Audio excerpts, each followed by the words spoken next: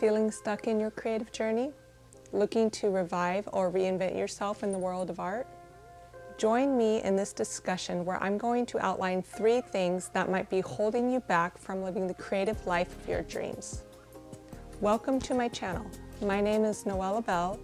I'm an artist, designer, and art curator for a commercial design company.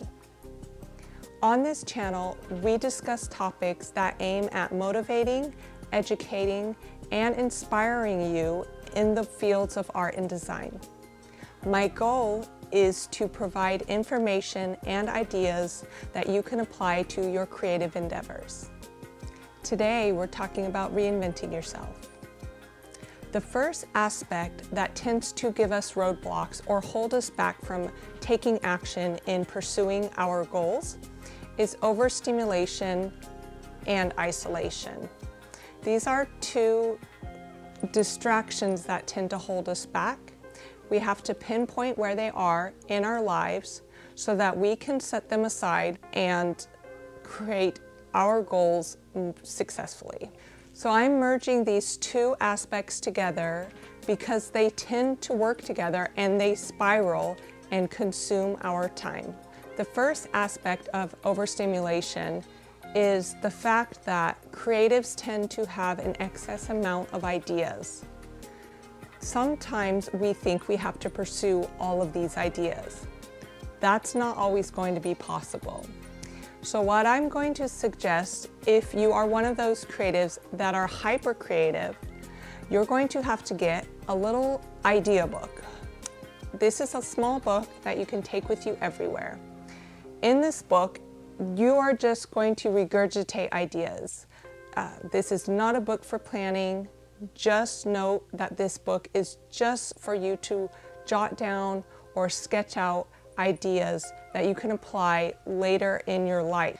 You're going to want to keep it separate from a daily planner. Your daily planner is going to keep structure in your life so that you can be creative but also be organized and pursue your goals structurally.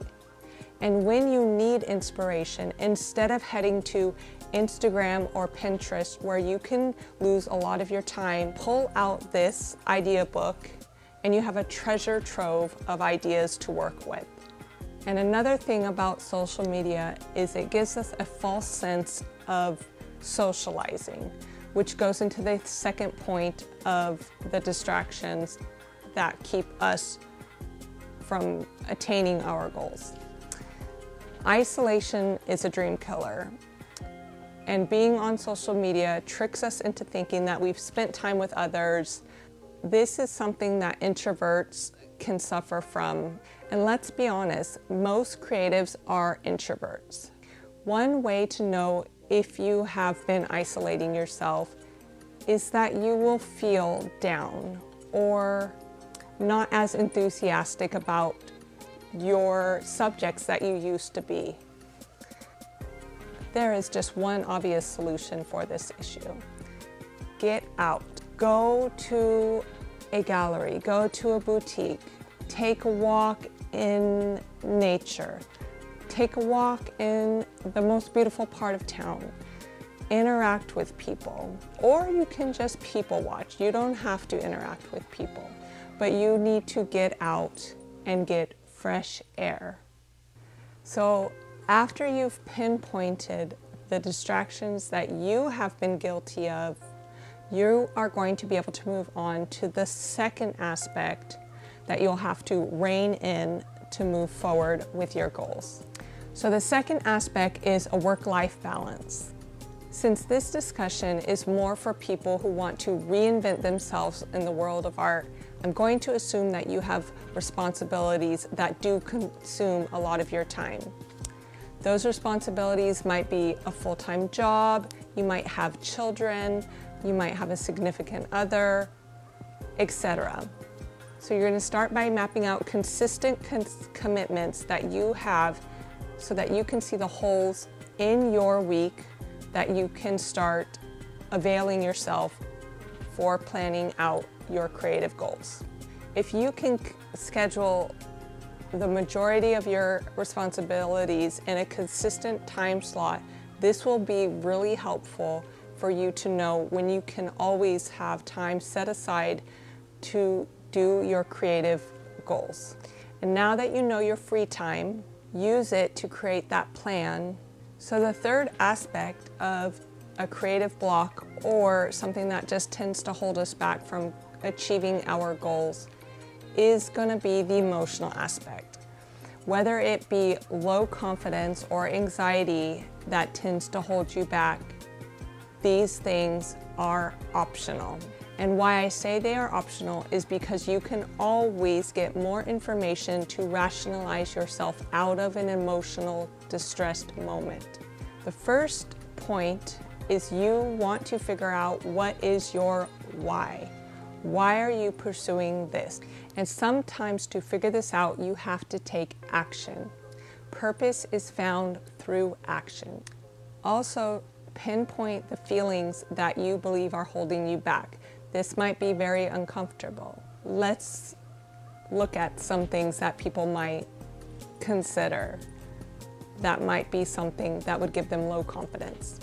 Is it your age? Many people have started their careers late in life. Julia Child created her first cookbook at the age of 50. Martha Stewart created her business at the age of 50. Vera Wang, fashion designer, started her career in fashion design at 40 after being a journalist. Age is not a marker for you to quit.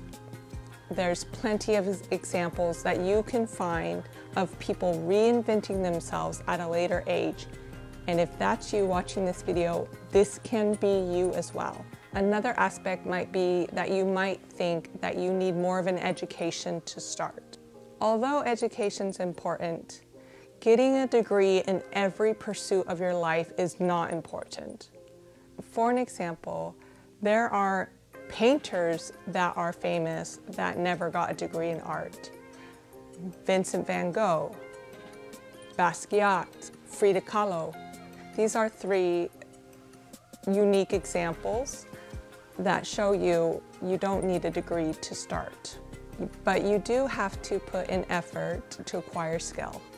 Whether it be taking courses, reading books, finding YouTube videos, there's plenty of information out there to assist you in your goals.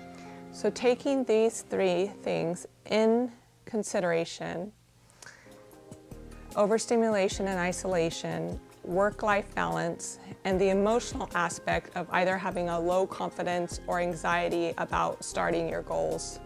Addressing these things before you take action, which is actually the fourth step, will help you unlock your potential and start you on your road to your goals. Thank you for joining me today. This is my first video. This is my first start. Don't forget to like this video and subscribe if you want to be part of my journey. And let me know in the comments any criticisms, any additions.